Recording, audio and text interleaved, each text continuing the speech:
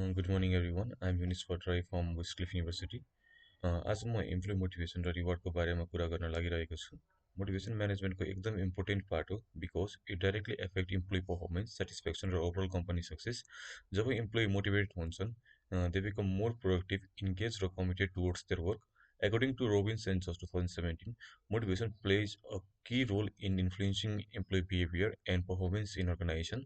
Number वानमा चाहिँ motivation थ्योरीको बारेमा डिस्कस गरिरहेको छु, जसमा चाहिँ हामीले मास्लो हायरार्की अफ निडलाई लिएको छौँ।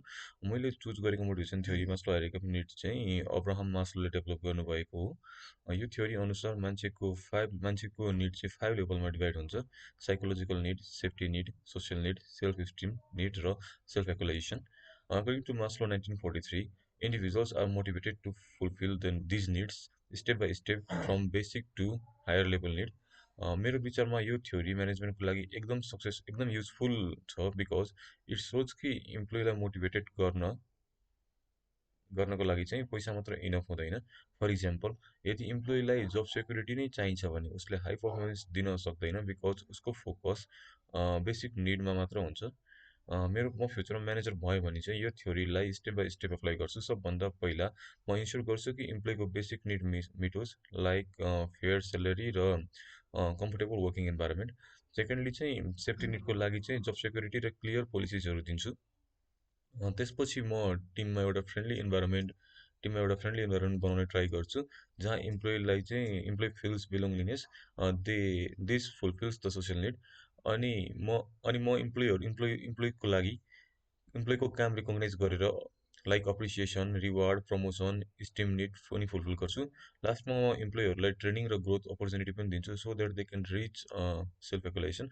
Also explained by the Robbins and George in 2017. Fulfilling the different level of employee needs help to increase the motivation and job satisfaction. नम्बरको क्वेसनले चाहिँ हामीलाई चाहिँ रिवार्ड्स इन टुडेज मार्केट बारेमा डिस्कस गर्न भनेको छ। अहिलेको कम्पिटेटिभ जब मार्केटमा फाइनेन्सियल र नन फाइनेन्सियल रिवार्ड दुवै इम्पोर्टेन्ट छन्। सेलेरी त इम्पोर्टेन्ट छ, तर आजभोलि इम्प्लोइहरूले फ्लेक्सिबिलिटी, वर्क लाइफ ब्यालेन्स र करियर ग्रोथलाई पनि धेरै नै इम्पोर्टेन्ट दिन्छन्। इम्पोर्टेन्ट रिवार्डहरू इन्क्लुड जस्तै कि competitive salary, flexible working hour, career development opportunities, recognition in appearance, positive work environment.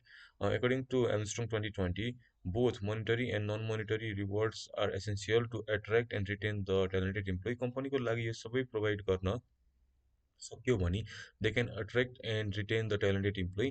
Personally मेरो लागि चाहिँ जब सर्चमा सबैभन्दा इम्पोर्टेन्ट इन्सेन्टिभ हो करियर ग्रोथ र लर्निङ अपर्च्युनिटिज। म फेयर म फेयर सेलेरी त एक्सपेक्ट गर्छु, तर लङ टर्ममा ग्रोथ र सपोर्टिभ इन्भाइरोमेन्ट नै धेरै म्याटर गर्छ because it helps to build my future. To conclude, Maslow hierarchy of need पनि एकदम प्र्याक्टिकल थ्योरी हो जुनले म्यानेजरलाई हेल्प गर्छ to understand the need of the different level of employees. जब म्यानेजरले यो निडहरू बुझ्छन् र प्रोपर रिवार्डहरू गर्छन्, त्यो बेला इम्प्लोइ मोटिभेटेड हुन्छ र अर्गनाइजेसनको पर्फर्मेन्स पनि इम्प्रुभ हुन्छ। Thank you.